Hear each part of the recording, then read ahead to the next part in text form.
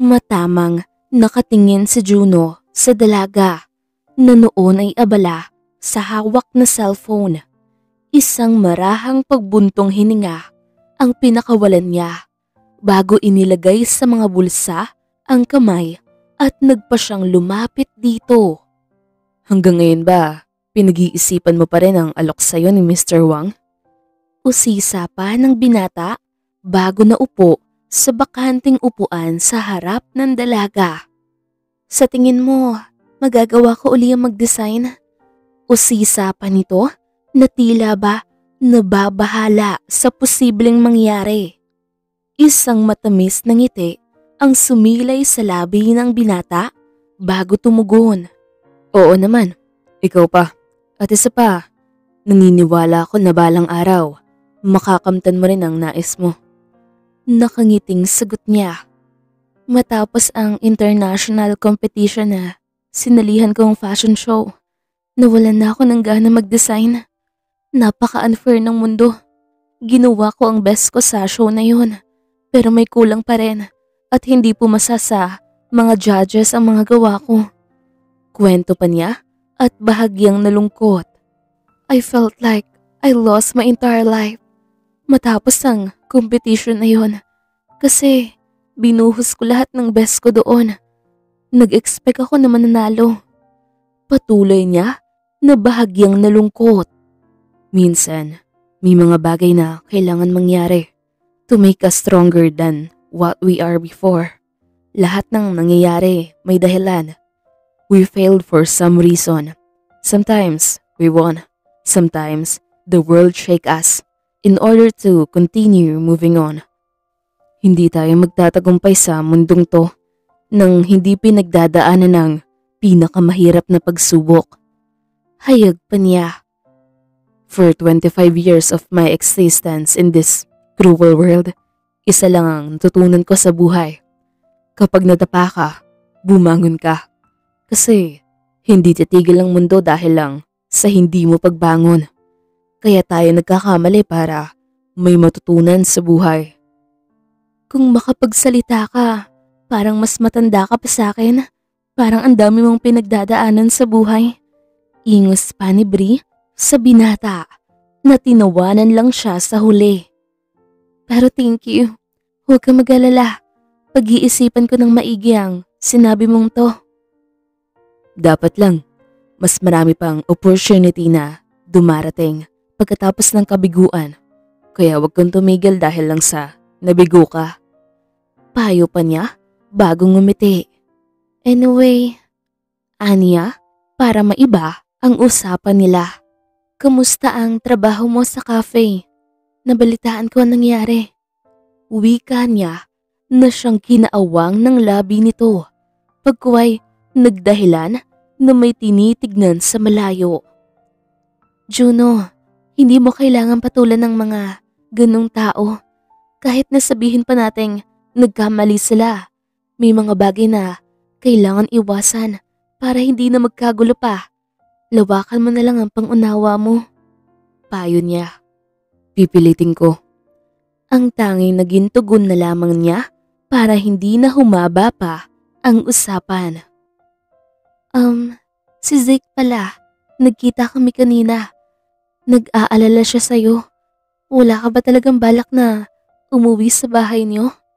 Usisa niya. Matagal na niyang kilala ang magkapatid. Classmate niya si Zeke mula high school. Kaya naman naging close siya kay Juno. O mas kilala sa tawag na Uno. Dahil madalas siyang maglagi sa bahay ng mga ito. Nang mga panahong iyon, habang nasa third year high school sila ni Zeke, si Uno naman ay first year high school. Mas makulit ito sa kuya nito, kaya madalas ito ang nakakasama niya, lalo na at ang hilig nito makipaglaro sa kanya. Ito rin ang nakasama niya ng mga panahong lugmok siya dahil sa mga kabiguang natamasa sa buhay. Ni minsan, hindi siya iniwan ni Juno. Sa ngayon wala pa. Hayaan mo, pupuntahan ko sila sa bahay. Pero uuwi din ako agad dito. Sagot ng binata na bahagyang nalungkot. Hindi ko alam kung anong dahilan at bigla na lang nagbago ang pakikitungo mo sa pamilya mo. Hindi ganito ang kilala kong Uno. May mga bagay na kailangan natin baguhin. Hindi lang para sa sarili natin, kundi para na rin sa ibang tao. Pasensya na pero hindi ko masasabi sa iyo ang dahilan kung bakit umalis ako ng bahay at piniling tumira dito sa bahay mo kasama ka. Ingos pa niya, bagamat nakangiti. Kung tama ang pagkakatanda ko, tumira ka sa bahay ko 3 years ago matapos akong matalo sa competition. Yun din ang araw na umalis si Zeke para mag-aral ng business sa abroad. Aniya, na bahagyang nalungkot. Tama ka. Ako ang nasa tabi mo ng mga panahong tinalikuran ka ng lahat, pati ng sarili mong best friend. Kaya malaki ang utang na loob mo sa akin. Pang-aasar pa niya sa dalaga. Hindi ko naman hiniling yun sa'yo. Kagustuhan mo kaya yun. Kaya wala akong utang na loob na dapat bayaran sa'yo. Ingos pa niya kay Juno na tinuwanan lang siya. Pero thank you. Kasi hindi mo ko iniwan ng mga panahong kailangan ko ng makakapitan. Ginawa ko lang yun dapat. Sus, kahit kailan pa-humble ka talaga. Ang napapailing niyang wika, bagamat nakangiti. Kamusta ang pagkikita niyo ni Zeke? Usisa pa ng binata na siyang ikinapawi ng ngiti ni Bree. Huwag na muna natin yan pag-usapan. Tugon niya bago tumayo. Magpapahinga na muna ako. Isara mo yung pinto kapag umalis ka ha. Bilin pa niya sa binata na nakatingin lang sa kanya.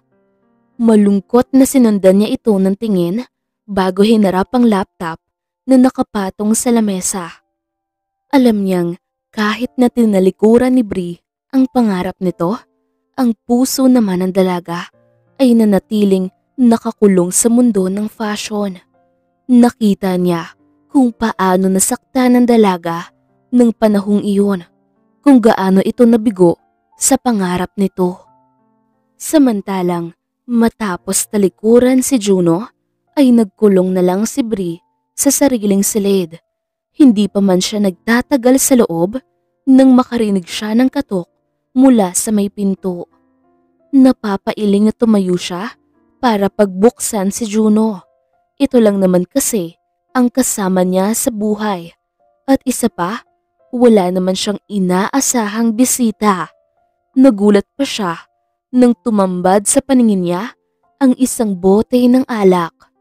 So, ito ang paraan mo ng pag-comfort sa akin? Ang napapailing niyang wika, bagamat tinanggap iyon mula sa binata. Pagkuway, hinayaan itong makapasok sa loob ng kwarto niya. Guys, oo na, alam ko na ang dahilan ng pagdala mo ng alak. Curious ka pa rin sa napag-usapan namin ni Zeke? Aniya, matapos mahulaan ang nasa isip ng binata na bahagyang napatango. Pasensya na. Hingin pa umanhin pa nito. Matagal na kaming hindi nakakapag-usap ni Zeke, kaya gusto ko ring makibalita. Pagdadahilan pa niya. Hindi ka ba talaga uuwi sa inyo? Sigurado ko na nasasabik silang makasama ka. Hanggang ngayon ba gusto mo pa rin si Zeke? Usisa niya sa halip na sagutin ang tanong ng dalaga. Uno, pwede bang... Kilala na kita mula pa lang noon. Alam ko kung ano ang nararamdaman mo sa muli niyong pagkikita after 3 years. Alam ko din na kahit kailan, hindi nagbago ang nararamdaman mo. Sa puso mo, si Zeke pa rin ang laman nun. Ang ayaw paawat pang sabi ng binata. Hindi siya nakaimik sa sinabing iyon ni Uno dahil may bahid iyon ng katotohanan. Sa kabila ng ginawang pagtalikod sa kanya ni Zeke, ni minsan hindi nawala ang damdamin niya para dito. Tama ka sa bagay na yun. Hanggang ngayon, gusto ko pa rin siya. Gustong gusto. Sa kabila ng nagawa niyang pag-iwan sa akin, nanatili pa rin siya sa puso at isip ko. Kwento niya bago tumingin sa kisame. Ganito pala ang pakiramdam kapag minamahal mo yung isang taong alam mong napaka-imposibleng mapasayo. Alam ko ang ganong pakiramdam, pero wala kang magawa kundi ang patuloy siyang mahalin ng hindi niya nalalaman. Gustuhin mo mang kalimutan siya, pero sadyang mahirap na turuan ng puso na lumimot sa taong nagpapasaya sa'yo, kahit na may halong lungkot at kirot sa puso mo. Ayon niya, bago ngumiti ng mapait. Saglit na natigilan si Bri sa sinabing iyon ni Uno. Pakiramdam niya ang lalim ng pinanghuhugutan nito. Binata ka na talaga? Aniya nang nakangiti. Someday, ipakilala mo sa akin ang babaeng nagugustuhan mo bilang ate mo. Dapat makilala ko siya. Biro pa niya. Maybe at the right time. Sagot pa niya at bahagyang ngumiti. O siya, lumabas ka na at magpapahinga na ako. At isa pa, maaga pa ang pasok mo bukas, kaya matulog ka na rin. Payo pa niya. Pero hindi pa tayo nagiinom kaya. Labas na, bawal kang uminom. Tutol pa niya at natatawang pilit na tinutulak ang binata palabas ng kwarto niya. Bri, gusto ko talagang uminom. Pagbigyan mo na ako please. Pangungulit niya sa dalagang tinutulak siya palabas ng silid nito. At dahil abala silang dalawa sa pagtatalo, hindi nila napansin ang pagpasok ni Zeke na napamaang pa habang nakatingin sa kanilang dalawa. Sige na Bri, please. Huwag kang makulit, pumasok ka na sa kwarto mo at... Agad na naputol ang sasabihin niya nang makita si Zeke na nakatayo sa di kalayuan habang nakatingin sa kanilang dalawa. Nakahawak kasi siya sa likod ni Uno na noon ay pilit niyang pinapalabas sa kwarto niya. Zeke, tawag ni Juno sa kapatid. Mag-usap tayo sa labas. Marahas na utos ng binata kay Juno. Nagtatanong ang mga matang tumingin si Bri kay Juno na bahagyang tumangulang sa kanya. Mag-uusap lang kami saglit. Pumasok ka na sa kwarto mo at magpahinga.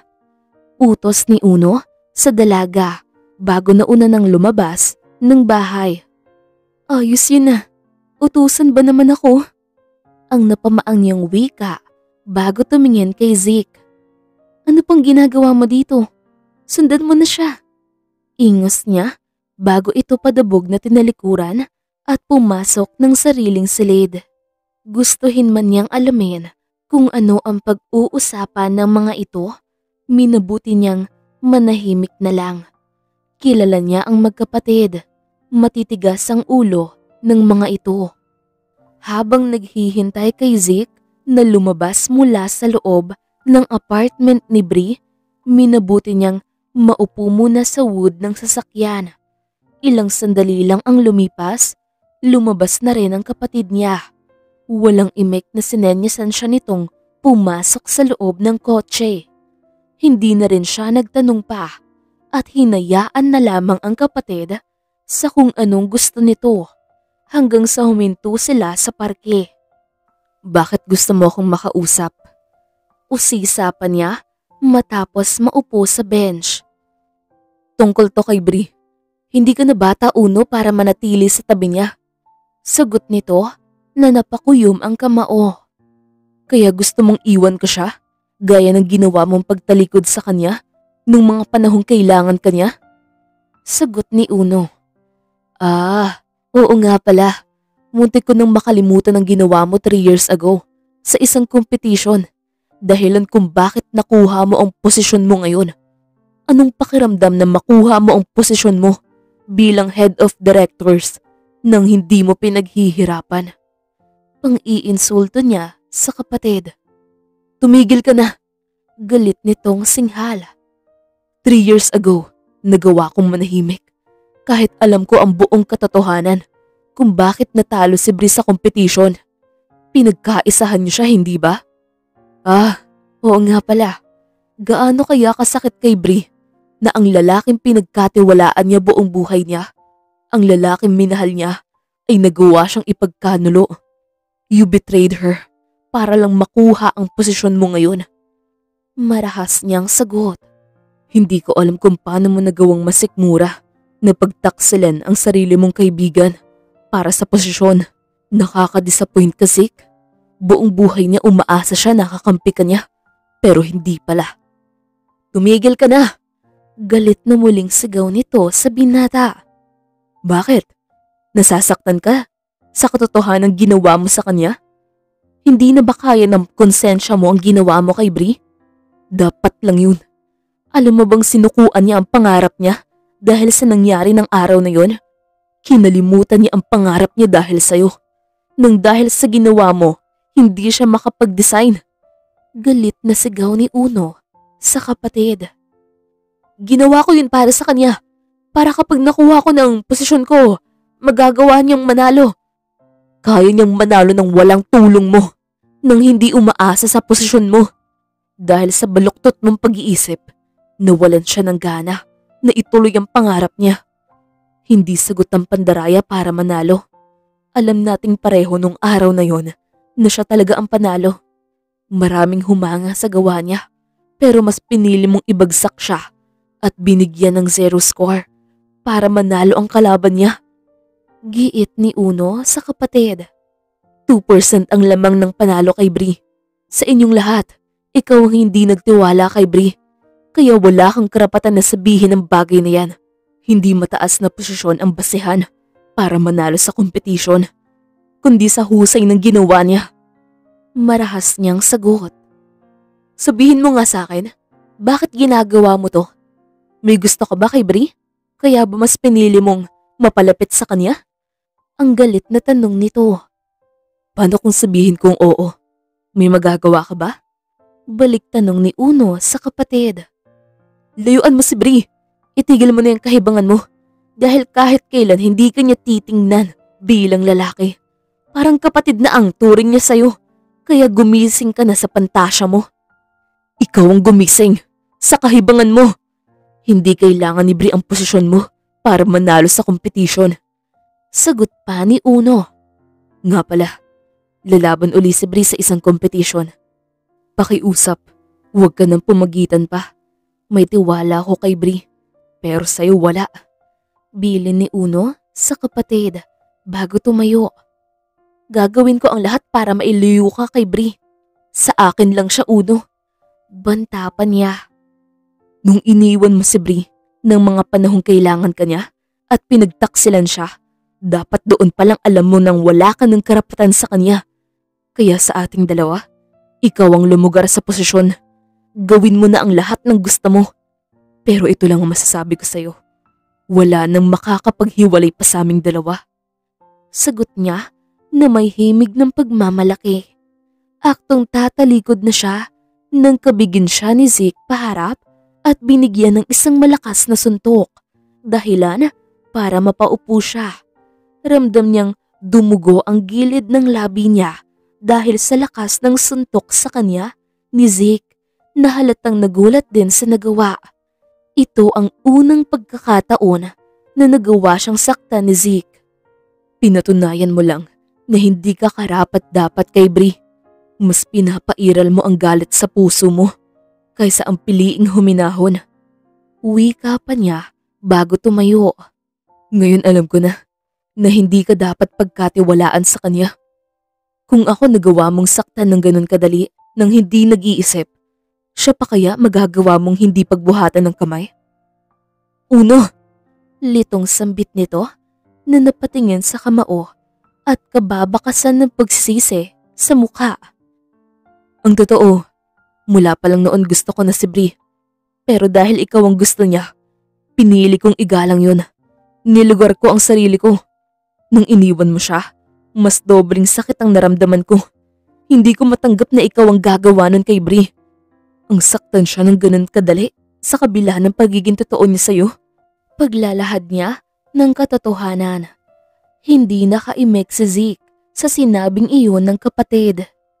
Bibigyan kita ng pagkakataon na aminin kay Bree ang ginawa mong pandaraya sa kompetisyon.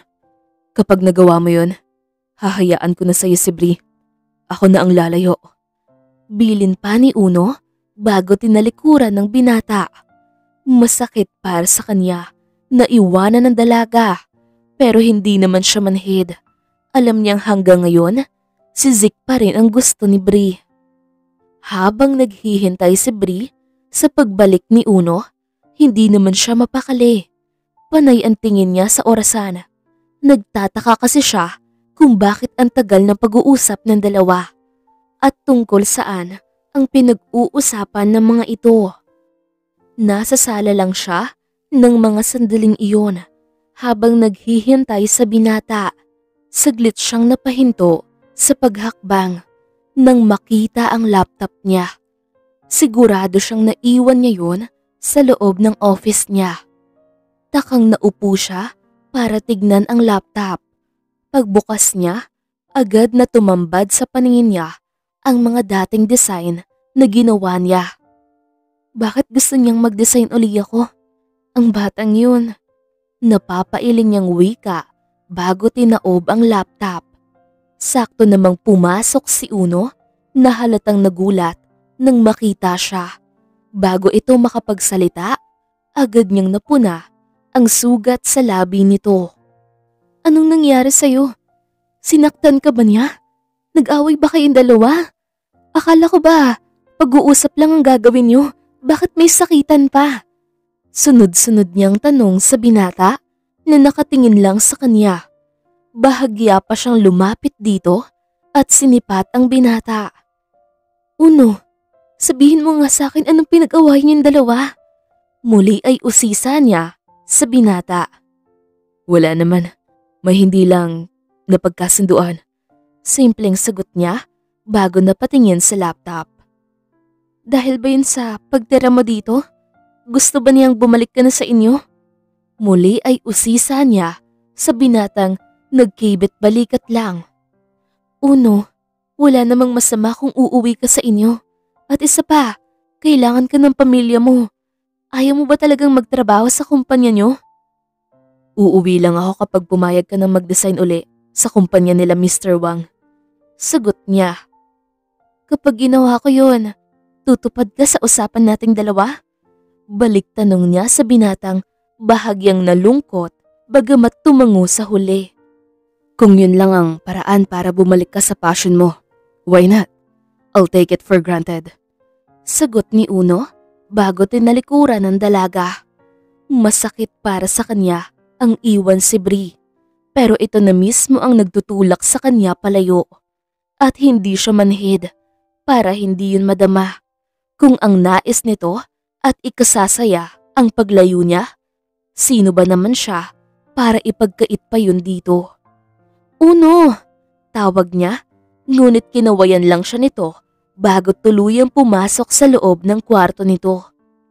Anong nangyari sa kanya? Iniisip niya bang gusto ko nang umuwi siya? Nag-aalala lang naman ako sa kanya. Nice! Asar niyang naisatinig. Inis na dinampot niya ang cellphone para kausapin si Zeke. Alam niyang ito ang dahilan kung bakit masama ang loob ngayon ni Uno. Pauwi na siya nang makatanggap ng mensahe galing kay Bri. Gusto nitong makipag-usap sa kanya. Marahil, tatanungin siya nito kung bakit umuwi si Uno nang may pasa. Nabigla siya kanina, kaya nasaktan niya ito. Marahan siyang napabuntong hininga bago iniliko ang sasakyan patungo sa cafe kung saan sila magkikita ng dalaga. Ilang sandali lang ang lumipas, narating na niya ang cafe. Ang akala niya, maghihintay pa siya sa kaibigan, pero nauna na pala ito sa kanya. Marahil alam mo na kung bakit gusto kitang makausap. Wika pa ni Bri matapos makapag-order ng makakain si Zeke.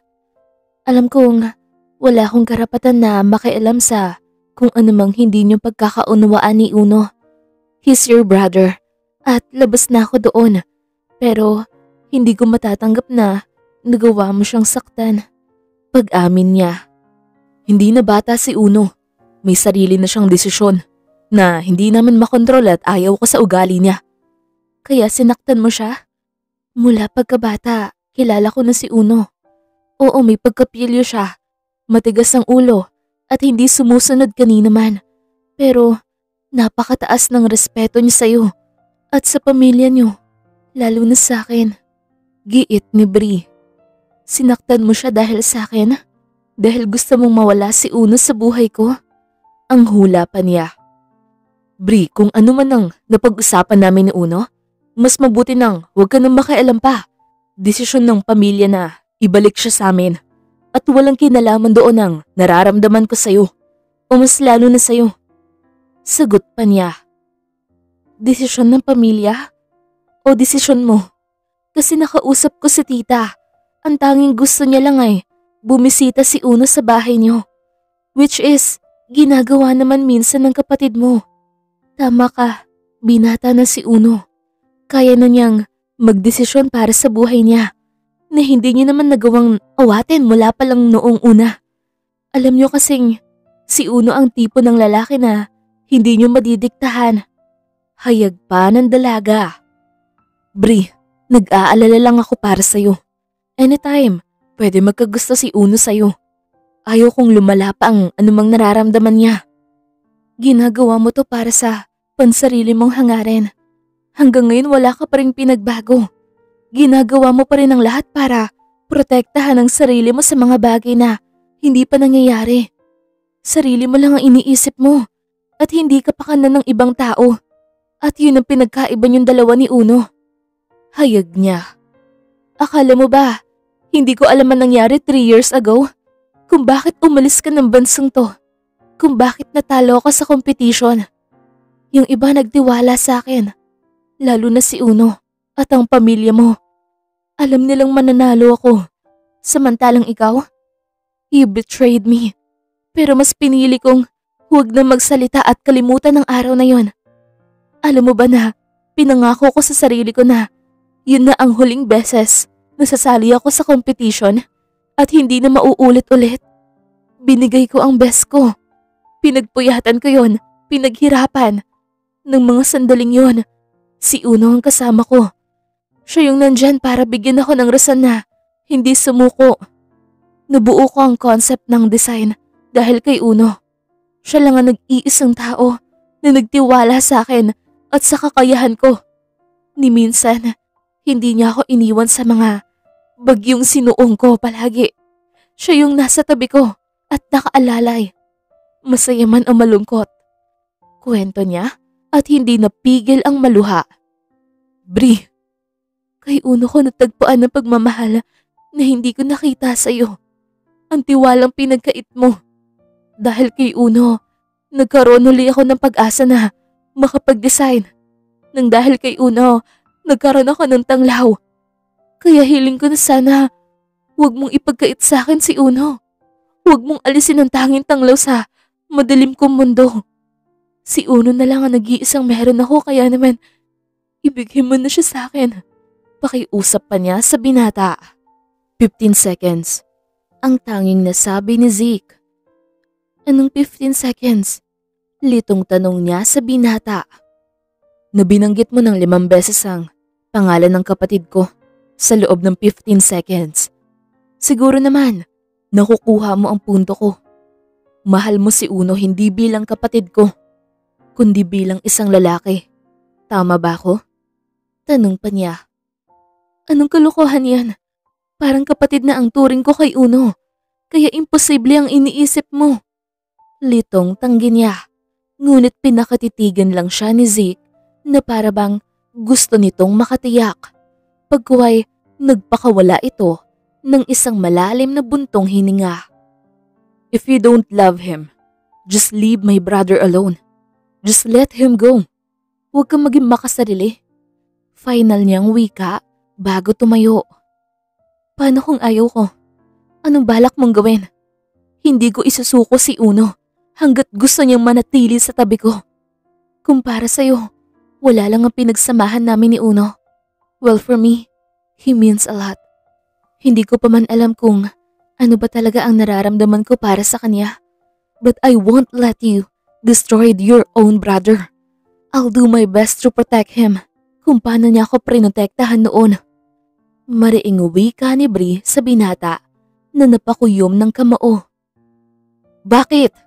Mariing tanong niya sa dalaga habang nagliliyab sa galit ang mga mata niya.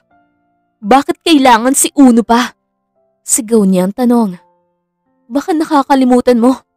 You're the one who betrayed me. Ang taong una kong pinagkatiwalaan bukod sa pamilya ko. Ang taong nagtaksil sa akin para lang makuha kung ano ang meron ka ngayon. Kaya huwag kang magtaka kung bakit si Uno ang gusto kong makasama kaysa sayo. Dahil magkaiba kayo. Sana tinanong mo muna sa sarili mo ang bagay na yan bago sa akin. You're nothing compared to him. Marahas niyang sagot bago tuluyan tumayo at tinalikuran ng binata na nagliliyab sa galit. Mas lalong nakaramdam ng galit si Zeke dahil sa naging sagot na yon ni Bree. Hindi siya makapaniwalang nagawa nitong piliin si Uno. Hindi siya papayag na makuha ni Uno sa kanya si Bree. Gagawin niya ang lahat para lang bumalik sa kanya ang kaibigan. Wala na siyang pakailan pa sa kung anong paraan niya gawin yon. Si Bree lang ang mahalaga sa kanya. Maaga pa lang, gayak na si Bree para sumama kay Uno sa cafe. Inutusan kasi siya ng mami niya na siya muna ang magbantay doon dahil may mahalaga itong lakad. Kapag wala kasi ang mami niya, si Bree ang nagmamanage ng cafe nila para na rin matiyak na nasa maayos ang lahat. Pagdating nila sa cafe, hindi niya nagustuhan ang bungad ng umaga niya. Dahil na rin sa babaeng nagkakagusto kay Uno. May pabulaklak pa kasi itong nalalaman. Bago pa siya tuluyang mainis, agad siyang nagtuloy sa office room ng mami niya. Ilang sandali lang ang lumipas, pumasok naman si Uno. Dala pa rin ang bulaklak, bagamat nakasimangot. Ano yan? Ikaw lang ang nakatanggap ng bulaklak na mukhang namatayan. Ingos niya sa binata. Hindi ko naman kasi gusto to. Simangot pang sagot ng binata. Bakit binitbit mo pa hanggang dito sa office room? Usisa niya. Naisip ko na baka gusto mo ng bulaklak. Pwede na tong gamitin pang display sa... No way! Binigay yan sa'yo tapos ibibigay mo sa akin? Sorry, di ako tumatanggap ng bulaklak na sa iba galing, tapos ibibigay mo rin sa akin. Inis niyang putol sa sasabihin nito. Let's go. Aya ni Uno nang nakangiti bago ibinaba ang hawak na bulaklak. Saan? Takang usisa niya. Basta, tayo na dyan. Aya pa niya bago lumapit sa dalaga at hinila ito patayo. Uno, may trabaho pa tayo. Napapailing niyang wika. Pwede naman gawin mamaya. Halika na, may pupuntahan tayo. Napapailing, bagamat nakangiting nagpahila siya kay Uno. Sino bang tatanggi sa makulit at pasaway na binata? Wala talaga siyang ideya kung saan siya nito balak dalhin. May tiwala naman siya sa binata, kaya kampante siyang sumama dito. Ito na mismo ang nag-drive ng kotse niya. Napamaang siya nang huminto sila sa tapat ng isang flower shop. Nagtatanong ang mga matang tumitig siya sa binata. Nangumiti lang sa kanya nang makahulugan bago masuyong hinawakan ang kamay niya. Sa pagkakataong iyon, naramdaman niya ang pagbilis ng puso niya. Ngayon niya lang napagtanto ang sinabi ni Zeke sa kanya na she's in love with him. Let's go inside. Nakangiting aya ng binata. Marahan niyang tinanguhan si Uno bilang tugon bago sumama dito. Hindi ko inaasahan na dadalhin mo ko dito. Pampalubag loob mo yan dahil sa ginawa mo kanina. Usisa niya na napataas kilay. No, actually, matagal ko ng plano to. Naghahanap lang ako ng tamang pagkakataon. Ayaw ko naman kasi na mabigla ka. For what? Kunot noong usisa niya kahit na nauunawaan na niya ang punto nito. Ngayong bumalik na si Zeke, hindi pwedeng mapanatag na lang ako na kasama kita. Alam ko na gusto mo siya. Yun palang talo na ako. Pero hindi ko ugali na sumuko sa isang laban na hindi ko pa nasisimulan at wala pang katiyakan kung sino ang panalo. Kaya naman, Brianna Ray Luna, can I court you? Seryosong tanong niya. Saglit na napatitig si Bri sa binata dahil sa tanong niyang yun. Pagkuway, bahagyang nagpakawala ng isang malalim na buntong hininga. Hindi mo naman kailangan sagutin agad. Handa akong maghintay hanggang sa pumayag ka. Nakangiting wika ni Uno bago inaya ang dalaga papasok sa loob ng flower shop. Uno is a good person. Mas mahaba ang pasensya nito. Bukod pa doon, napakalaki ng respeto nito sa mga tao. Kahit minsan, may katigasan ng ulo. Malayong malayo ang ugali nito sa kuya nitong si Zeke na maikli ang pasensya at mainitin ang ulo. Bukod pa doon, happy-go-lucky si Uno. Magaling makisama sa mga taong nakapaligid dito. Napaka down to earth ni Uno. Isang linggo, matapos mapagpasyahan ni Bri ang alok ni Mr. Wang, lalo na at patuloy siyang kinukulit ni Uno na gumawa ulit ng mga design at sumali sa competition. Sino bang makakatanggi sa nag-iisang Juno Chavez o mas kilalang Uno, lalo na't hindi talaga siya nito tinitigilan. Sa katunayan, kinulit pa nito ang mami niya para lang bumalik siya sa dating fashion niya. Napaka-supportive ni Uno sa lahat ng bagay na ginagawa niya. Sa loob ng 3 taon, ginalang nito ang pagkawalan niya ng gana sa paggawa ng mga design. Pero ngayon, ang tanging nais lang nito ay bumalik siya sa dati at makagawa uli ng panibagong design. Tanging kapakanan lamang niya ang nasa isip nito. At ngayon, heto siya, nasa beranda ng apartment niya at gumagawa ng concept design para sa competition na sinalihan niya. Habang nasa labas naman si Uno para bumili ng pagkain nila. Kahit na sinabi na niyang magpa-deliver na lang. Mas gusto daw kasi nitong personal na bumili ng pagkain nila. Ilang sandali lang ang lumipas, nakarinig siya ng pagkatok mula sa labas ng pinto. Ha? Wala siyang dalang susi? Ang tanging nasambit niya bago takang lumabas sa beranda at tumungo sa pinto upang pagbuksan ng binata. Kanina pa siya nagugutom. Medyo natagalan kasi si Uno na bumalik. Masayang pinagbuksan niya ito ng pinto. Ang tagal mo naman, Uno. Kanina pa ako nagugutom. Huwag mo akong pinag-aantay ng matagal para hindi kita mamiss. Masayang wika niya. Naging asaran na kasi nila iyon ni Uno sa tuwing may umaalis sa kanilang dalawa. Agad na pawi ang ngiti niya nang makita kung sino ang nasa labas ng pinto. It was Zeke. May relasyon ba kayo ni Uno? Ang marahas na tanong ng binata habang nagliliyab sa apoy ang mga mata na tumitig sa dalagang napaawang ang labi. Zeke, anong ginagawa mo dito? Ang di makapaniwalang usisa niya at bahagyang napaatras nang makita ang puot sa mga mata ng kaibigan. Natatakot ka sa akin? Samantalang sa lalaking yun hindi? Ang galit na wika nito bago napakuyom ng kamao na lumapit sa dalaga. Zeke, pakiusap kumalma ka. Hiling niya, lalo na't kilala niya ito kapag nagagalit. Wala itong kontrol sa sariling emosyon. Mas lalo siyang nakaramdam ng takot nang naningkit ang mga mata nito sa galit.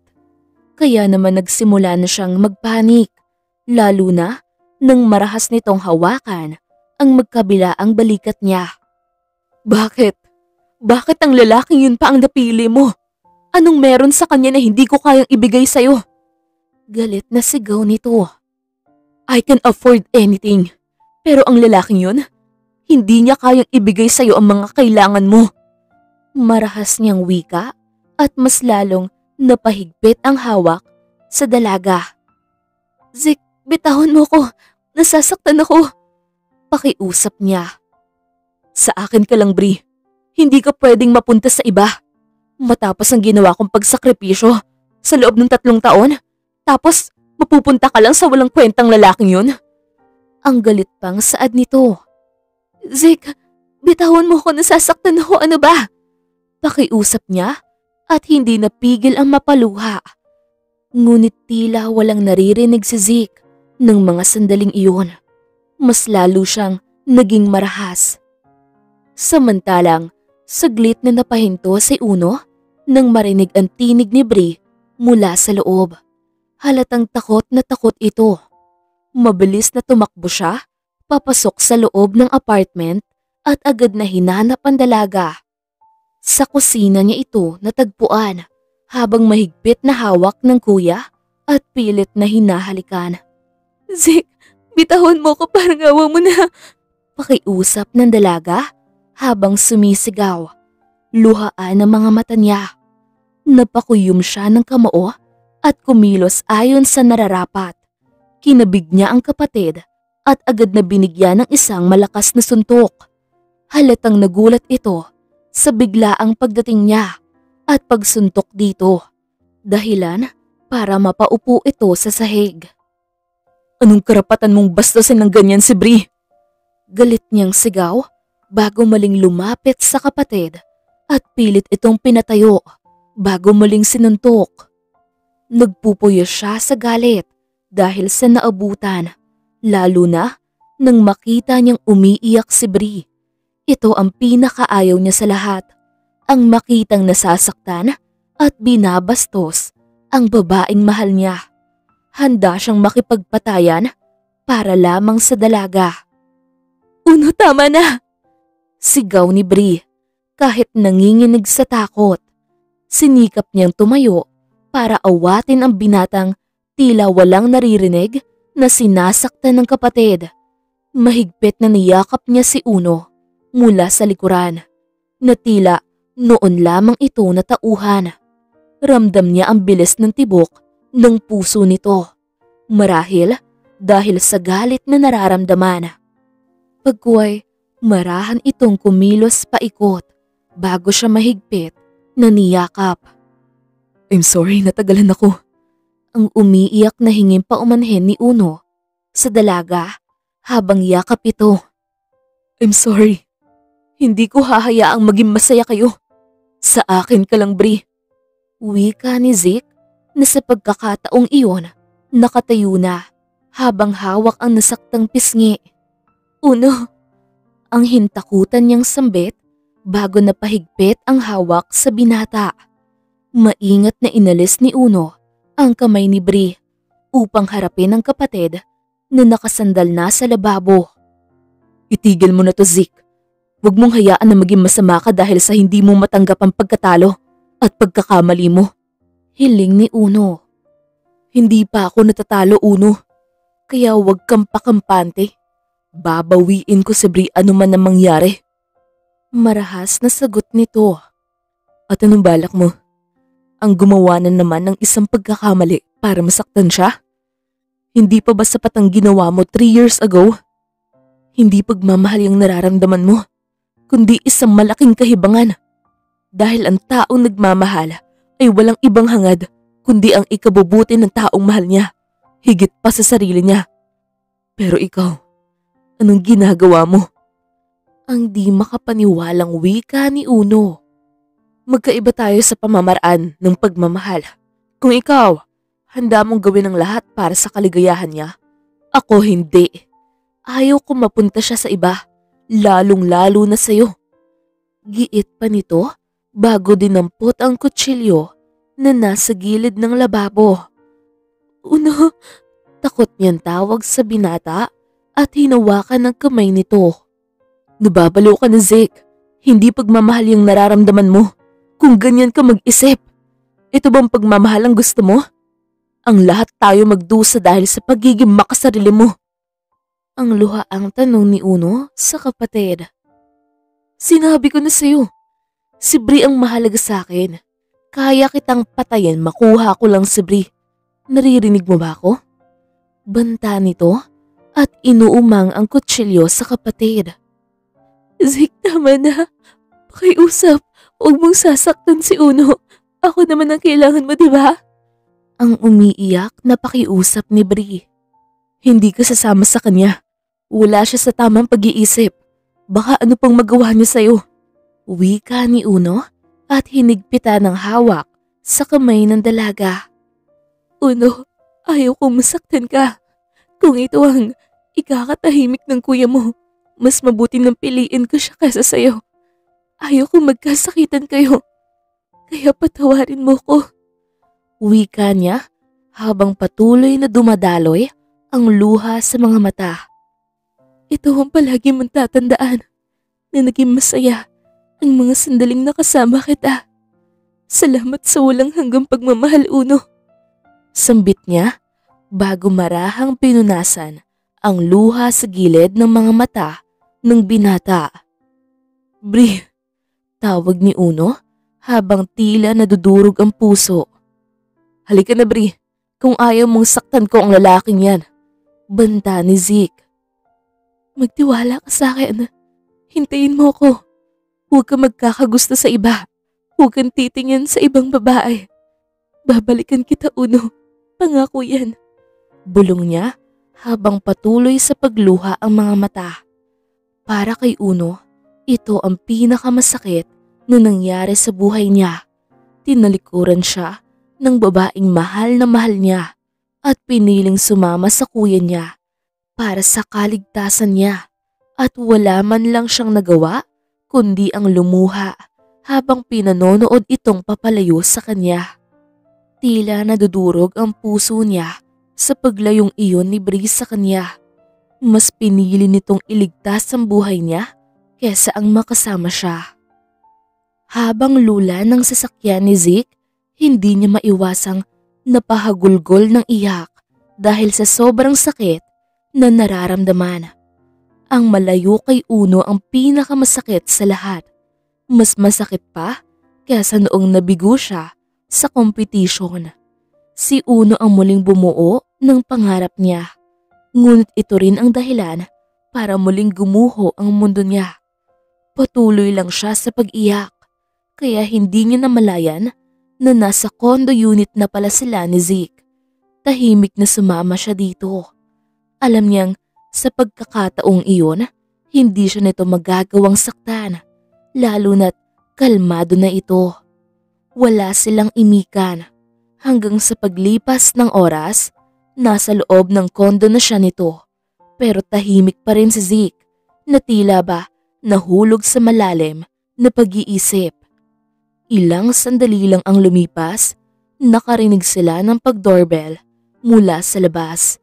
Si Zeke na ang tumayo, pero bago ito tumayo, mahigpit siya nitong binilinan.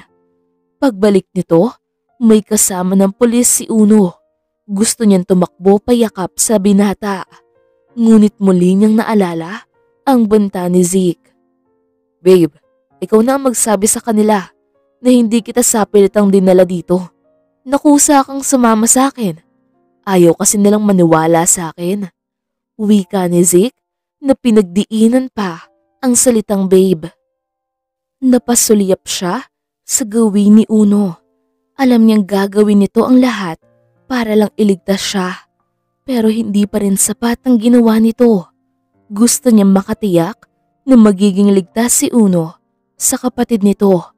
Kaya kahit na masakit, kailangan niyang pagtakpan si Zeke. Pasensya na po kayo, pero tama ho ang boyfriend ko. Kusa akong sumama sa kanya ng hindi. Bri! Ang di makapaniwalang sambit ni Uno sa dalaga. Hindi niya kasi matanggap na ako ang pinili ni Bri. Pagpasensyahan niyo na ang kapatid ko. Medyo may pagkabrat kasi yan. Nagtatantram kapag hindi na pagbibigyan. Nakangising wika ni Zeke bago hinapit ang bewang ni Bri. Naningkit ang mga mata ni Uno nang makita ang ginawa ng kuya niya. Sigurado siyang tinakot nito ang dalaga kaya pinagtakpan ito ni Bree. Away magkaribal lang pala to eh. Kung may problema kayo, pag-usapan nyo. Magkapatid pa naman kayo. Malaking abala tong ginawa mo. Anang isang pulis sa binata. I'm sorry, Uno, kung kailangan kong magtraidor sa'yo. Naisaloob ni Bree habang nakatitig sa binata na bahagyang napakagatlabi at tila pigil ang sarili na maluha. Makabalik na nga tayo. Hoy mister, sa susunod ayusin mo ang pag-report mo ha. Wika pa nito bago tuluyang tinalikuran ng binata. Pasensya na kayo sir, hindi naman namin alam na magagawa magsinungaling ng batang to. Mga kabataan ngayon. Saad pa nito bago tumalikod at nagtungo sa may pinto. Halika na bata, huwag mo nang abalahin pa sila. Nakakahiya tong ginawa mo. Tanggapin mo na lang ang pagkatalo mo. Marami pang ibang babae dyan. Payo ng isang pulis bago tinapik ang balikat ni Uno. Pasensya na kayo sa abala. Paalam pa nito bago hinila ang binata. Walang nagawa si Uno, kundi ang sumunod sa pulis. Mukhang hindi na niya mababago ang isip ni Bree. Pagkaalis ng mga pulis, mabilis na tinulak niya palayo sa kanya si Zeke. Mahal mo talaga siya ng higit pa sa akin. Lahat gagawin mo para protektahan siya. Wika nito bago natawa. Nakita mo ba ang reaksyon ni Uno? Yun ang gusto kong makita. Ang mapahiya siya at magmukhang walang kwenta sa mga mata ng mga tao. Aniya bago tumawa. Masaya ka bang nakakakita ng mga taong nagdurusa dahil sa kagagawan mo? Kahit anong gawin mo, hindi na babalik ang dating pagtingin ko sa'yo. Matatag niyang wika bago tumayo. Aalis tayo sa bansang to. Isasama kita sa Australia. Ang formal na sabi nito. Ilayo mo man ako kay Uno. Kahit gaano pa yan kalayo o katagal, hindi magbabago ang nararamdaman ko para sa kanya. Hanggang sa kahuli-huli ang hininga ko. Si Uno lang ang mamahalin ko. Kaya itatak mo yan sa kokote mo. Mariing wika niya. Mahal mo pa rin ako. Na hindi mo nga nagawang ipagtanggol ang lalaking yun kanina. Wala talaga siyang silbi. Ginawa ko yun dahil sa sinabi mo. Dahil sa mga banta mo. At isa pa, dahil may konting awa pa akong nararamdaman para sa'yo. Alam mo sa totoo lang, nakakaawa ka talaga. Hindi ka marunong tumanggap ng pagkatalo. Kahit na you're a loser, traitor. Pang-iinsulto niya. Maghintay ka lang. Titiyakin kong pagbabayaran mo ang ginawa mong to. Hindi lang sa akin, kundi pati na rin kay Uno. Kilala mo siya, di ba? Siya yung tipong tao na hindi na basta-basta tumatanggap ng pagkatalo. Kaya panoorin mo kung paano ka pababagsakin ng kapatid mo. Mariing wika niya. Hindi ako kaya ng lalaking yun. Alam mo kung bakit? Mas matalino ako sa kanya. Aniya, nang nakangisi. Hanggat hawak kita, alam kong hindi siya gagawa ng isang bagay na makakasakit sa'yo. Ikaw ang kahinaan ni Uno. Ganyan na ba talaga kahalang ang kaluluwa mo? Baka nakakalimutan mo. Kapatid mo si Uno. Nakakatandang kapatid ka niya. Ikaw ang dapat na pumoprotekta sa kanya. Pero anong ginagawa mo? Ikaw pa ang nagiging dahilan para pahirapan siya ng ganito. Ang ayaw paawat niyang wika. Isang matalim na tingin ang binigay ni Zeke kay Bree bago ito tinalikuran. Mula sa mansyon ng mga Chavez, makikita sa loob ng minibar ang dalawang lalaking nakaupo habang nagiinom. Manaka-naka silang nag-uusap ng masinsinan. Hindi ko alam kung bakit nagkaganon ng kuya mo Uno. Pinalaki namin siya ng mami niyo ng maayos. Binigay namin ang lahat ng gusto niyo. Pantay ang pagtingin namin sa inyong dalawa. Nung nagkamali siya, tinanggap at pinatawad namin siya. Pero ngayon, parang hindi ko na siya kilala. Sa totoo lang, mas nakakatakot siya kaysa sa inaakala ko. Wika pa ni Mr. Chavez sa anak bago maling tinungga ang alak na nasa baso niya. He's mentally ill dahil sa pagmamahal niya kay Bree. Naging makasarili siya. Ngayon natatakot na ako na baka masaktan niya si Bree. Pag-amin ni Uno. Tinawagan ko siya and look what he did. Pinatayan niya ako ng phone. Anang ginang mula sa kusina. We need to call the police. Hindi ko hahayaan na humaba pa ang sungay niya at makapanakit ng ibang tao. Final na wika ni Mr. Chavez. Hayaan yung ako ang kumausap kay Zeke. Sa tingin ko kasi, hindi makakatulong sa kanya kung magpapadala tayo ng pulis doon. Tayo ang kailangan niya, ang suporta ng pamilya niya. Susubukan kong makausap siya ng maayos. Uno, sa nangyari sa inyong dalawa, sigurado kong hindi siya makikinig. Mas lalo lang magkakaroon kayo ng hidwaan. Anang ginang. Ma'am, kilala ko si Zeke. Oo, mabilis siyang magalit.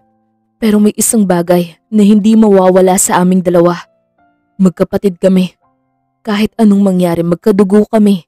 Saktan man niya ako o magkasakitan kami, naroon pa rin ang katotohanang minsan naging malapit kaming dalawa ni Zeke. At umaasa ako na magbabago pa siya. Hindi man siguro ngayon pero hangad ko na sana bumalik na yung dating siya. Anak nga talaga kita. At salamat kay Bree dahil tinuruan ka niya maging isang mabuting tao. Siya ang nakasama mo sa loob ng mahabang panahon. Kaya hindi na ako magtataka kung bakit lumaki kang ganyan. Proud na sabi pa ng ginang. Oo nga pala, nakausap ko na yung isa sa mga kakilala kong NBI na magbabantay doon kay Bree kung sakaling may hindi magandang gawin si Zeke. Nakausap ko na rin ang parents ni Bree. Gaya natin, nag-aalala din sila. May pinadala silang tauhan doon na magbabantay mula sa loob. Para magmukhang kapani-paniwala, kailangan gamitin ng fashion show competition. Pahayag ni Mr. Chavez. Sana gumana ang plano natin. Wika ni Uno. Magtiwala tayo kay Bree. Matatapos din ang lahat. Wika ng mga ito at sabay na niyakap ang binata mula sa likuran. Masakit para sa kanila ang makitang nag-aaway ang anak nila. Nasa rooftop ng mga sandaling iyon si Zeke habang nagpapahangin at nang sa ganun makapag-isip na rin nang bigla siyang makarinig nang nagsalita mula sa kanyang likuran. Si Juno ang nalingunan niya. Anong ginagawa mo dito? Tahasan niyang tanong sa binata. Dinadalaw ka. Simpleng sagot ni Uno bago tumingin sa kawalan. Tinatanggap mo na bang talo ka na? Wika pa niya bago ngumisi. Nakalimutan mo na bang hindi ako marunong tumanggap ng pagkatalo hanggat hindi ko pa nasisimulan ng isang bagay? Tugon niya. Kung ganoon, anong ginagawa mo dito atang? Naalala mo nung bata pa tayo? Pag-iiba niya ng usapan. Sabay tayo nag-i-stargazing. Palagi tayo nag-aagawan ng mga bituin sa kalangitan. Na para bang pagmamay-ari natin ng kawalan. Na para bang ang lapit lang ng mga yon sa atin. Pero hindi ako manalo-nalo sa'yo. Kaya naman lahat ng star na mas makinang, pinapaubaya ko sa'yo. Kasi alam kong favorite mo talaga ang mga star. Kapag weekends naman, sumasama tayo kay Grandpa para mamingwit. Kwento pa ni Uno na bahagyang natawa. Nagalit noon si Grandpa sa akin dahil sa'yo. Inako ko ang pagkakasalang hindi ko naman ginawa. Ikaw naman talaga ang nagpakawala ng mga hinuling isda ni Grandpa noon. Dugtong ni Zeke. Ganun ako kahalaga sa buhay mo. Pinoprotektahan mo ko. Wika ni Uno na bahagyang natawa. Pero ngayon may lamat na ang samahan nating dalawa. Naalala mo yung nabasag na salamin sa practice room ni Grandpa? Sabay tayong pinagalitan noon at nagkaroon ng parusa. Pinaharap niya tayo sa pader para isipin ang pagkakamali natin. Kung naaalala mo ang sinabi niya na ang buhay at tiwala ng isang tao ay parang babasag ng salamin. Oras na nabasag ito, mahirap nang ibalik sa dati. Maibalik mo man, naroon pa rin ang pilat ng nakaraan. Hindi na babago ang katotohanan at nangyari na. Ngunit ang kasalukuyan ay pwedeng mabago. Pahayag pa niya. Zeke, ang dami na natin pagsubok na hinarap. Gusto ko lang ipaalala na bali-baliktarin man ang mundo, magkapatid pa rin tayo. Magkadugo, iisa ang pinanggalingan nating dalawa. Alam ko, pero hindi ko kakayanan kapag nawala sa akin si Bri.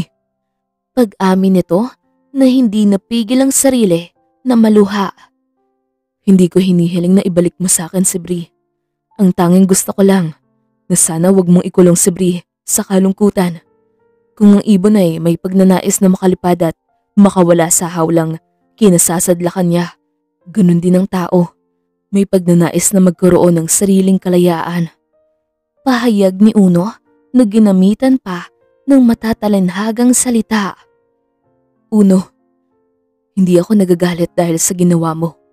Naiintindihan kita. Nasaktan ka nang malaman mong gusto ko si Bri. Nagsisisi ka dahil sa mga nagawa mo sa kanya 3 years ago.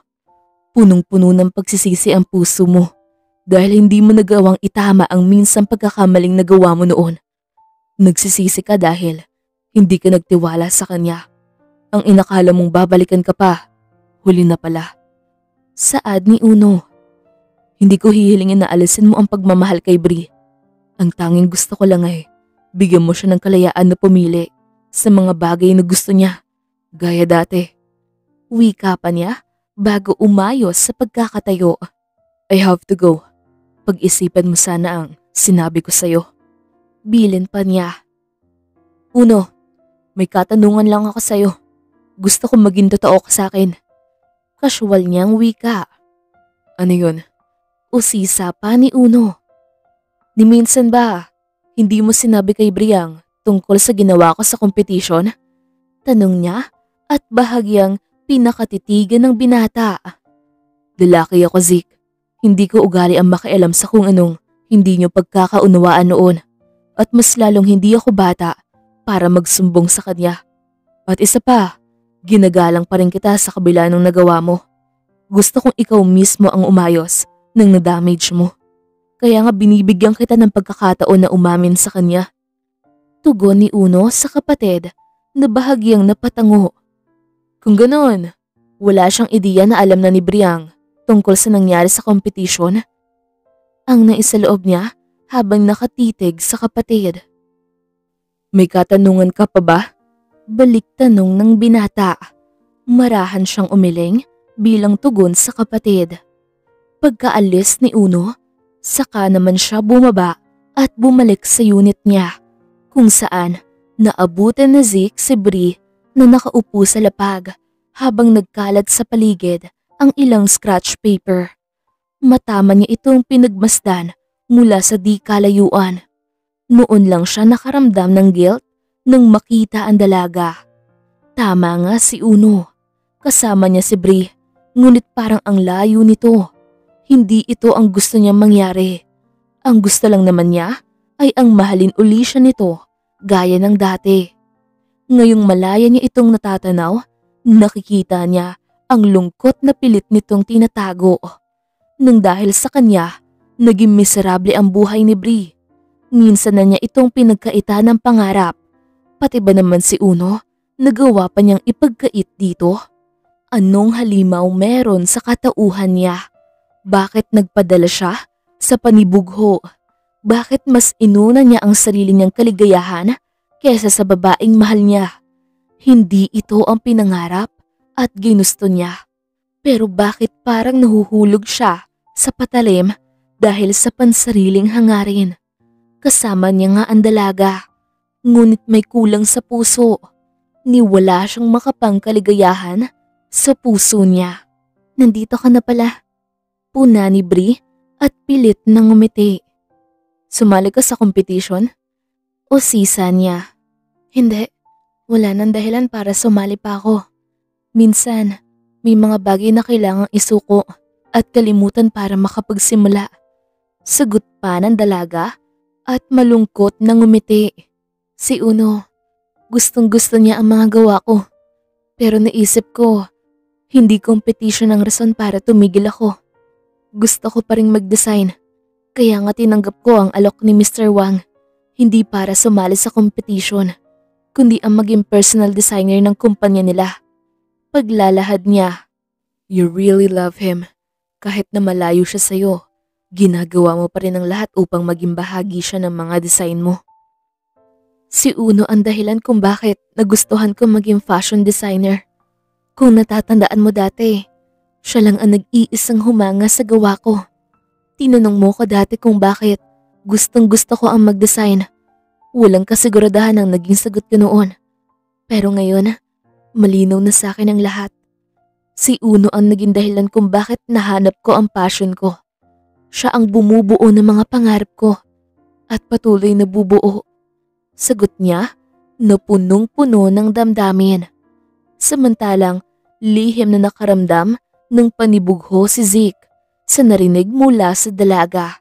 Wala siyang laban sa kapatid. Kung bakit kasi ng mga panahong siya ang mahal ni Bri, pinagtulakan niya ito palayo. Bri, gusto mo ko manatili sa tabi mo kahit na alam mong nasa kay Uno ang puso at isip ko. Pareho lang tayo makasarili, hindi ba? Sinaktan ko si Uno kahit na siya naman ang tunay kong mahal. Sinaktan ko siya para sa ikatatahimik ng lahat. Casual na wika ni Bri na puno ng katotohanan. Gustong gusto mo talaga ang sinasaktan ako dahil sa lalaking yun. Inis niyang wika habang napakuyom ng kamao. Masakit naman talaga ang katotohanan. Kaya naman, paulit-ulit kong ipamumukha sa'yo ang buong katotohanan. Nang sa ganun, hindi lang kami ni Uno ang nasasaktan sa pagiging makasarili mo. Marahas niyang tugon sa binata. Alam ko, hindi mo na kailangang ipamukha sa akin. Sagot pa niya bago nagpakawala ng isang malalim na buntong hininga. Nga pala, may katanungan ako. Paano mo nalaman na tungkol sa ginawa ko 3 years ago sa competition? Usisa niya. Gusto niyang makatiyak na walang kinalaman si Uno dito. I heard it. Nang kausap mo ang chairman ng kumpanyang yun. Dinig na dinig ko ang pinag-uusapan niyo ng mga sandaling yun. Bagamat pinili ko manahimik. Pag-amin niya. Uno was there too. Hindi mo ba alam yun? Pagbibigay alam niya. Alam ko. Siya yung taong nagalit matapos niyang malaman ang lahat ng ginawa mo. At habang nagtatalo kayong dalawa, naroon ako at umiiyak ng hindi niyo napapansin. Mula pa lang noon, si Uno ang nag-iisang taong palagi nakaprotekta sa akin. Siya ang palagi nandyan sa mga panahong wala akong matakbuhan. Mga panahong lugmok ako dahil sa bagyong dumating sa buhay ko. Kaya huwag kang magtataka kung bakit minahal ko si Uno nang higit pa sa pagmamahal ko sa iyo noon. Matatag na sagot ng dalaga.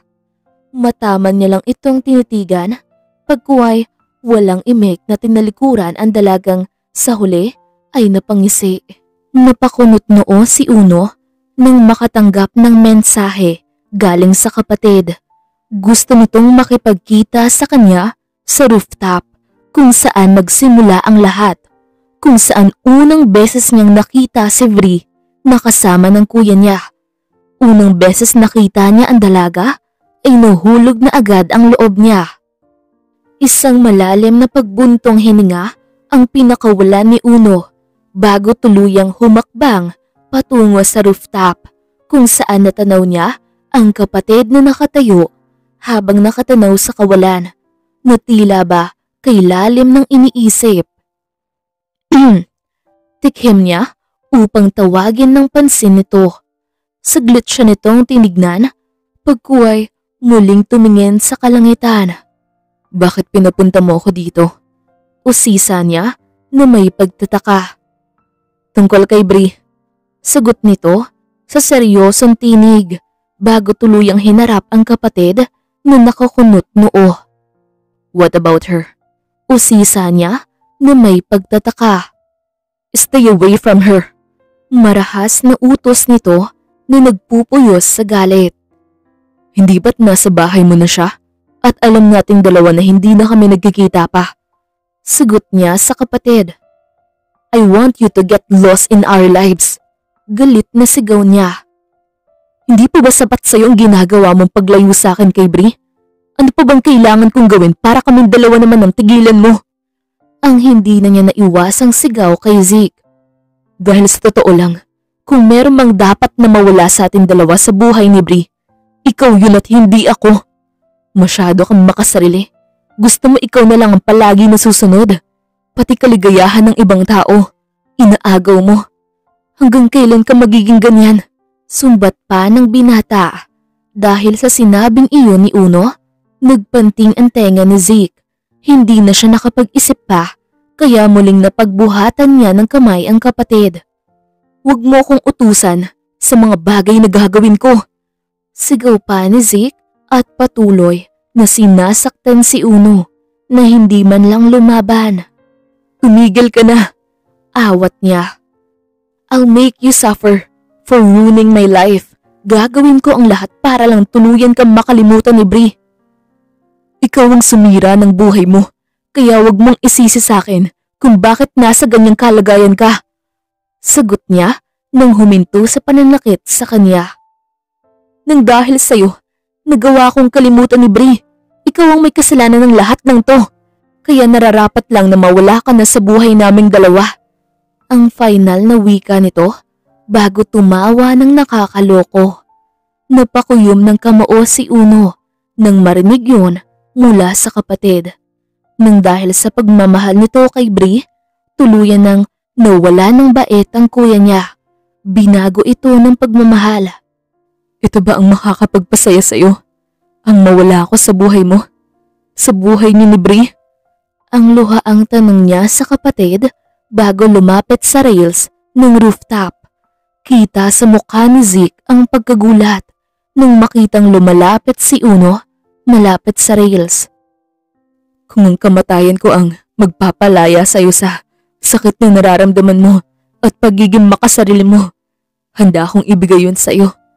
Wika niya habang patuloy sa pagluha. Uno, may isa akong kahilingan na gusto kong tuparin mo.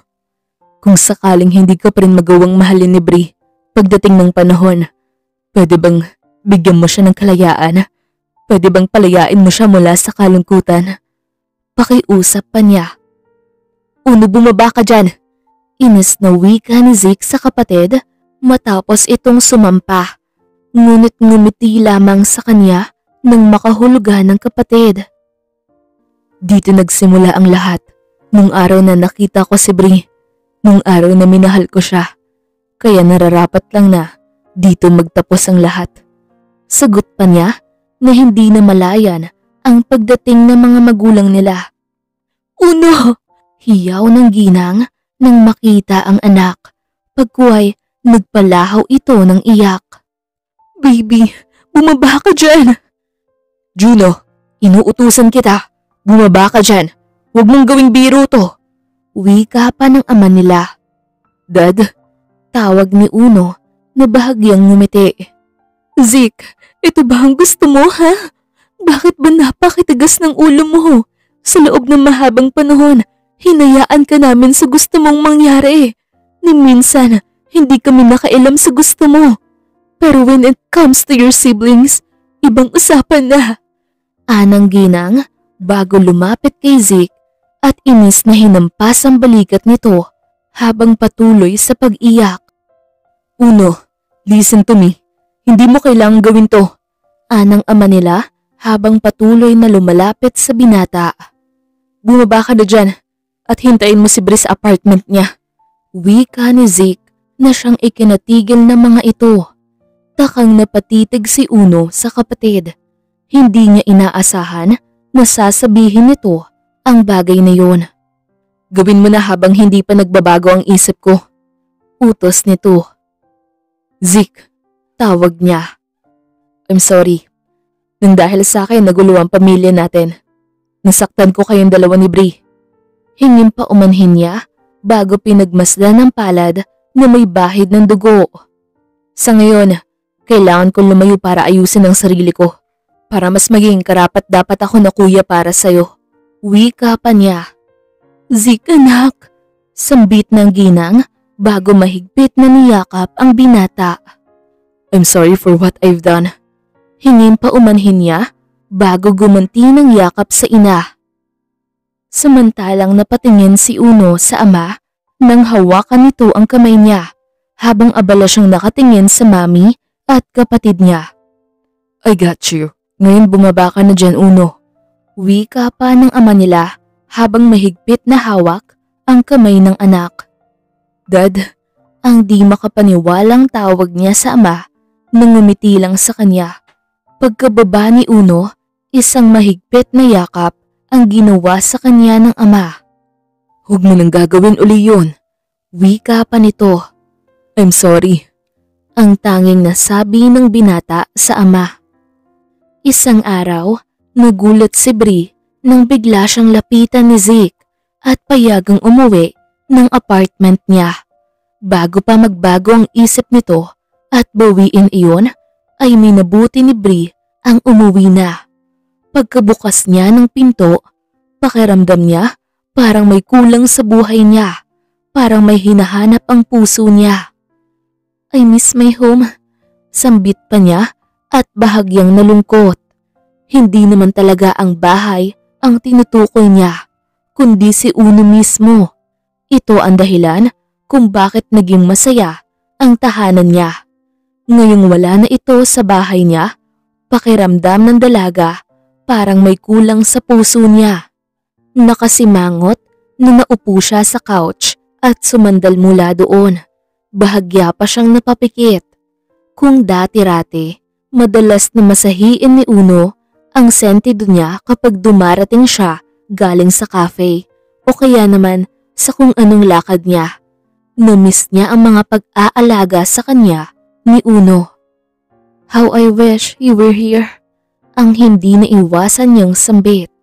Saglit siyang napakunot noo nang may humawak sa sentido niya.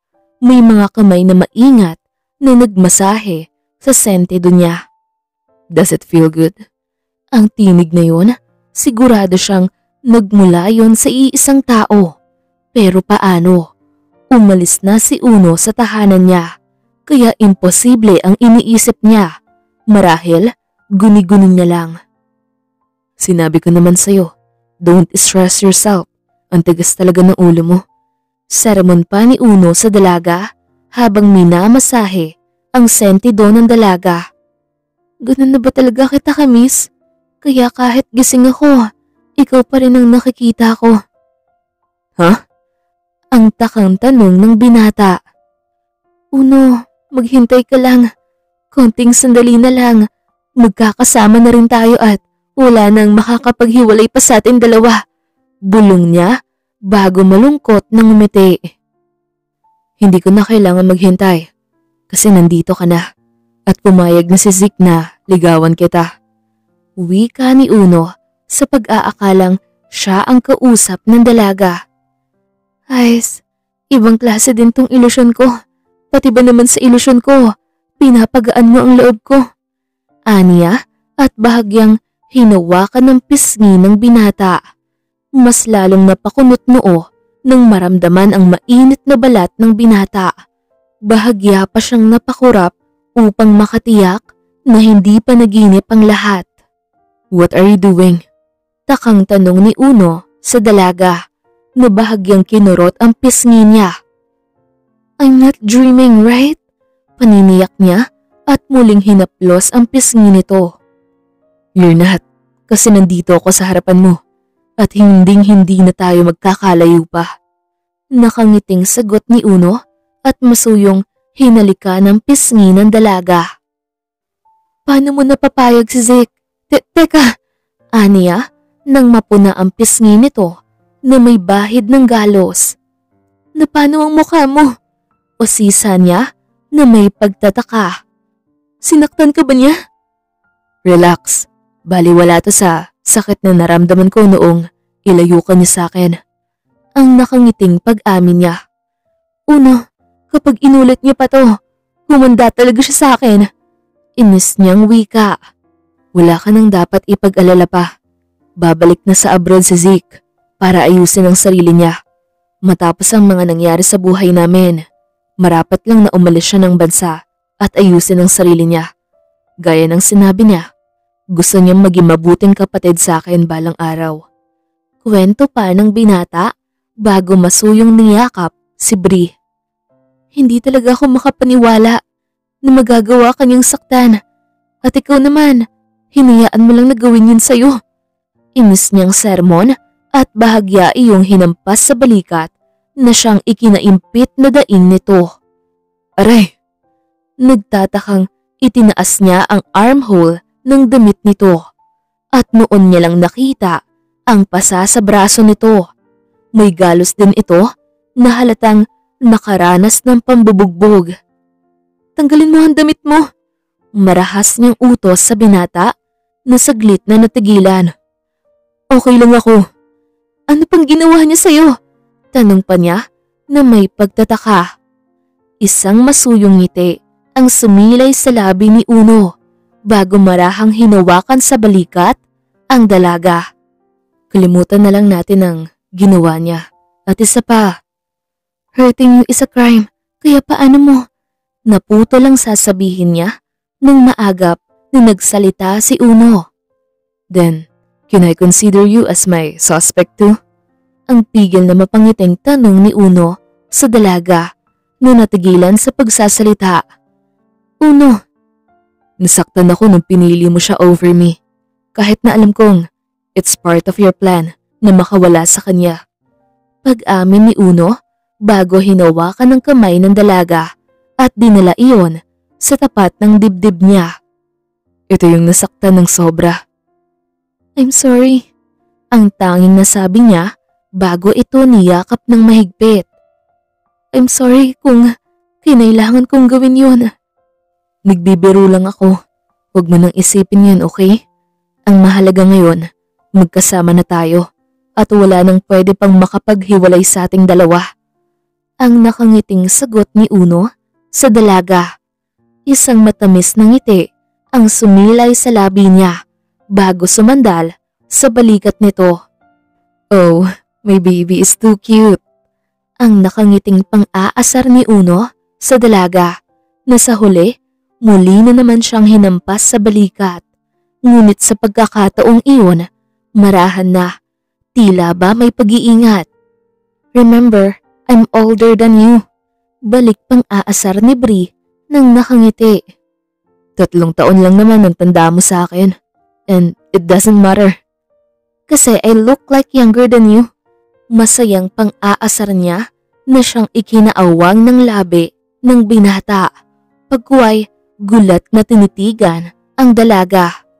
Ah, ganun. Mas marami kayang babaeng nagkakagusto sa akin.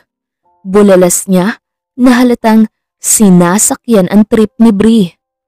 Then, sorry na lang sila dahil pagmamay-ari ko na ang lalaking pinagpapantasyahan nila. Ang mayabang niyang sagot sabay smirk kay Uno na siyang ikinatawa nito. Ilang sandali lang ang lumipas, isang mahigpit na yakap at punong-puno ng pagmamahal ang ginawad ni Uno sa dalaga na masayang hinalikan naman siya sa pisngi. 2 weeks later, matapos mapag-alaman ni Bri ang kinaroroonan ni Zeke, ay naisipan niyang dalawin ito bago siya magtungo sa conference meeting para sa design na ginawa niya. Zeke, masayang tawag niya sa binata na nakarehab. Ito ang pinili ni Zeke matapos nitong saktan si Uno. Anong ginagawa mo dito? Ang di makapaniwalang usisa niya bagamat masaya na naisip siyang dalawin ng kaibigan niya. Nalaman ko ang nangyari. Masaya akong malaman na naisip mong magbago for good. Nakangiting pag-amin niya. Yun na lang ang tanging magagawa ko para makabawi sa inyong dalawa ni Uno at sa pamilya ko. Ang laking pagkakamali na nasaktan ko sila dahil sa pagiging makasarili ko. Ang nakangiting sagot ni Zeke. Hindi sinabi sa akin ni Uno kung anong nangyari nung araw na bumalik ako sa apartment. Pero ganun pa man, masaya ko na finally natuto kang tumanggap ng pagkatalo. Ang brat na yun, sa kabila ng pagiging pasaway at katigasan ng ulo niya, mas nananaig pa rin sa kanya ang pagiging mabuting tao, ang pagiging magkapatid namin. Nung sinaktan ko siya, Hindi siya lumaban. Hinayaan niya lang ako.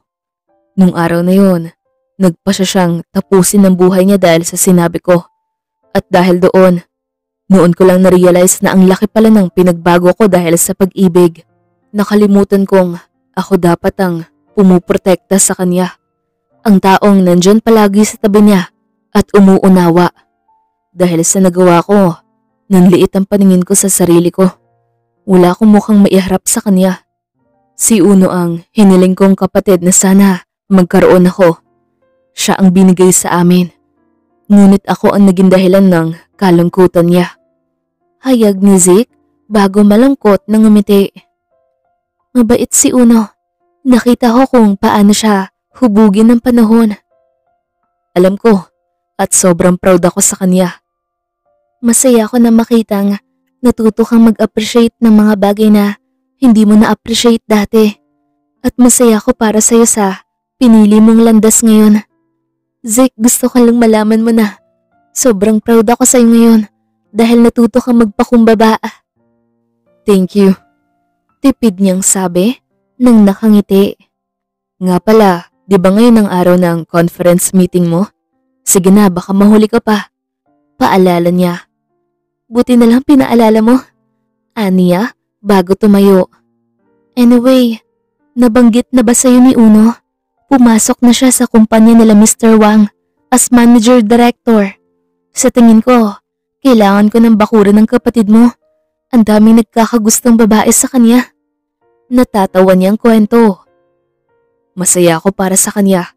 At least, sa matinong paraan niya nakuha ang posisyon niya. At isa pa, wala kang dapat na ikabahala.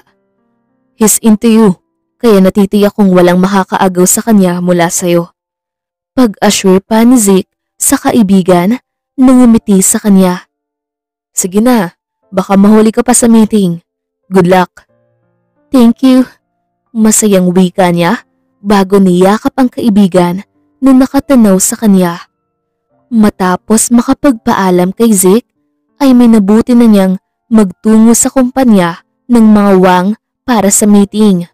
Pag-uusapan kasi ng mga ito ang tungkol sa pag-promote niya ng bagong design ng mga damit na gawa niya.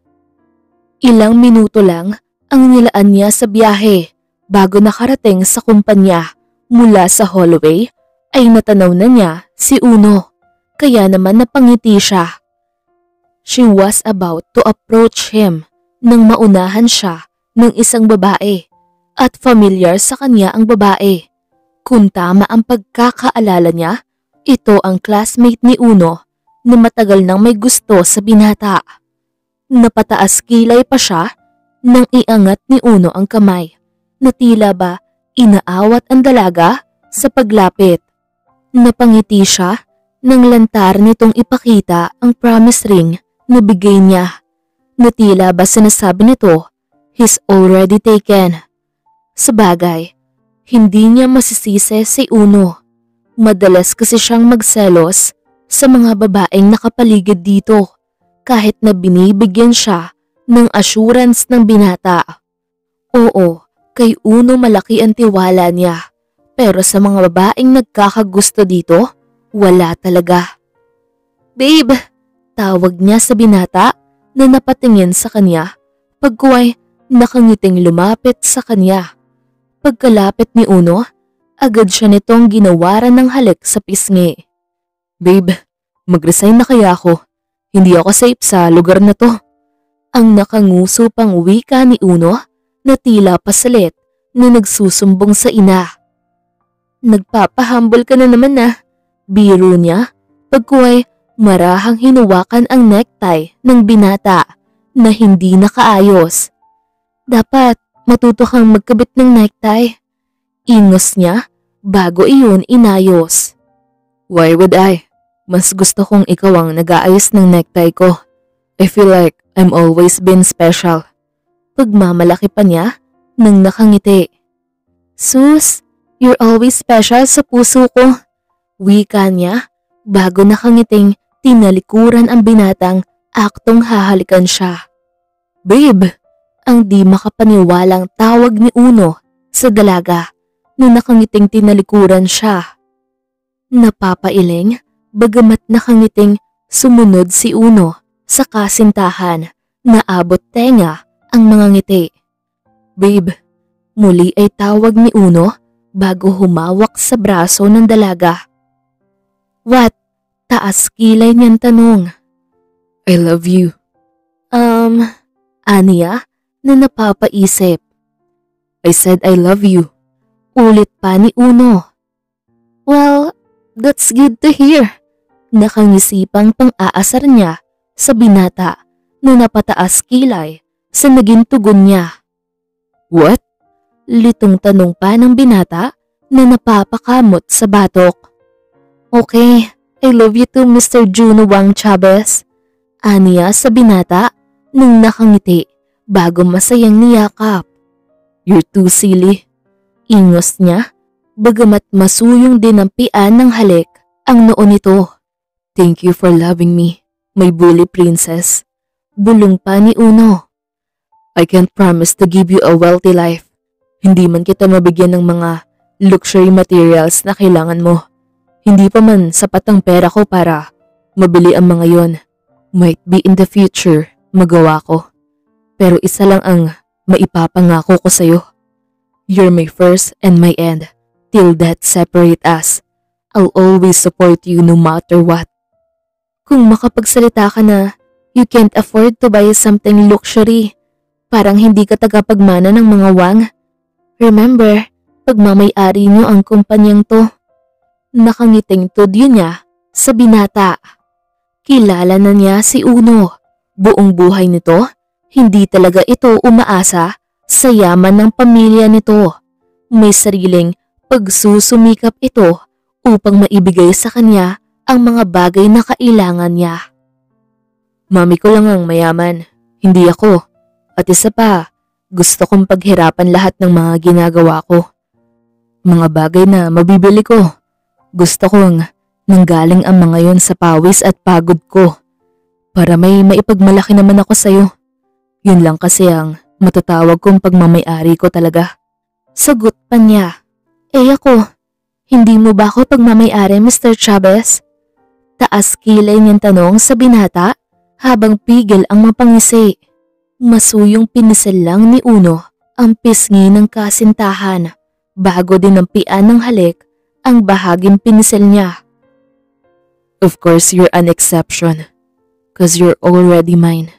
Nakangiting sagot ni Uno bago masuyong pinisel ang pisngi ng kasintahan. Isang matamis na ngiti lang ang naging tugon ni Bri sa binata.